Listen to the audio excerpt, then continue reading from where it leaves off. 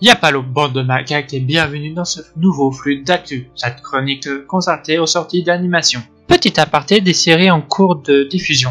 Aujourd'hui, je vais vous parler d'un film d'animation qui vient juste de sortir. Si je vous dis mammifère nocturne volant, tout de suite vous comprenez de quel univers je vais vous parler. Aujourd'hui, bande de macaques, c'est Batman, mauvais sang.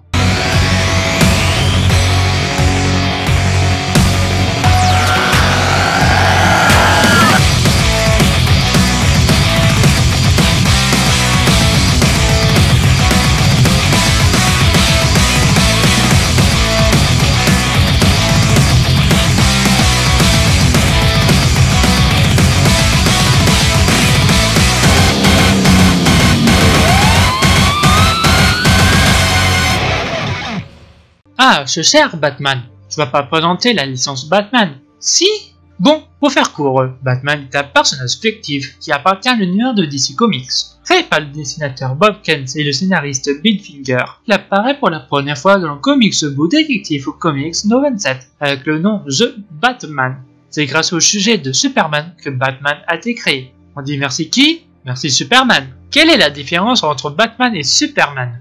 C'est assez simple. Batman est l'opposé de Superman. Donc Batman, c'est un mec normal quoi. Pas de super force ou autre capacité surhumaine. Seulement une intelligence inhumaine et des ressources inépuisables. Dans la vraie vie, il n'est qu'un homme nommé Bruce Wayne, décidé de lutter contre le crime après avoir vu ses parents abattus par un voleur dans les ruelles de Gotham City. C'est la ville où se passent la plupart de ses aventures. Malgré sa réputation de héros solitaire, il s'entourait d'alliés comme Robin ou Nightwing, son majordome Alfred ou encore le commissaire de police James Gordon. Bon, revenons banane. Pourquoi parler de Batman alors que c'est un comics, direz-vous? C'est assez simple. Batman a eu plusieurs œuvres d'adaptation à travers le temps. Je peux vous citer la série TV, oui, ça remonte. Le style est assez simple, un croisement entre Dora Sparatis et un bon nanar, comme je les aime bien sûr. Mais aussi l'excellente série d'animation. Vous savez, cette série d'animation qui passait sur la 3 avec un générique qui rendait dingue et l'apparition de la fameuse Harley Quinn. Oui, comme on est vieux. Pour les plus jeunes, je peux qu'encourager d'aller voir cette série. Il y a tellement de prestige que vraiment c'est un chef-d'œuvre au niveau des yeux. Et il y a un second degré de lecture qui fera plaire à n'importe quel adulte. Tout ce blabla pour ça, vous parlez seulement d'un film d'animation. Justement, parlons de Batman mauvais sang. En ce moment, Batman fait peau neuve un peu partout, que ce soit dans le cinéma, les comics, ou récemment au film d'animation avec un nouvel arc, qui a commencé avec le fils de Batman, puis Batman vs Robin, et aujourd'hui de Batman mauvais sang. Donc, si vous voulez au moins comprendre l'histoire de cette série d'animation, commencez par le fils de Batman, et arrêtez cette vidéo car il est important de savoir où on met les pieds. Je n'y pas ça pour rien. Savage Paul, donc à vos risques et périls. Dans les lots des surprises de DC Comics, annoncez un nouveau film d'animation inédit sur Batman. Mais attendez là, dans l'oreille on me dit que c'est une histoire totalement inventée pour ce film. Oh wait, pourquoi pas? Comme je vous l'ai dit plus tôt, c'est la suite de Batman vs Robin. Pour faire simple, Batman a disparu lors d'une de ses enquêtes qui ont amené sur la piste d'un nouveau patron du crime de Gotham. Ce fameux patron a engagé d'anciens adversaires de Batman pour son compte. Après cette disparition, Gotham connaît une nouvelle recrudescence des crimes dont la police est submergée de travail.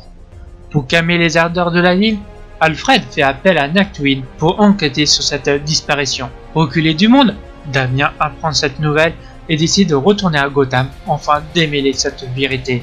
C'est lors d'une enquête que ce nouveau duo découvre l'existence d'une mystérieuse Batwoman, qui est la dernière personne à avoir aperçu le Chevalier Noir en vie.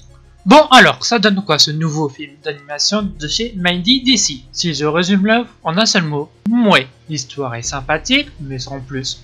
Les rebondissements sont prévisibles, ni bon, ni mauvais, c'est mouais, on peut faire mieux. Le centre de l'histoire, c'est la relation entre Batman et ses fils, sont mal abriqués et frustrants. La morale de la fin, disons qu'il n'est inexistence. La qualité de l'animation est plus que bon. Les scènes d'action sont correctes. Bref, ce film se résume en un seul mot.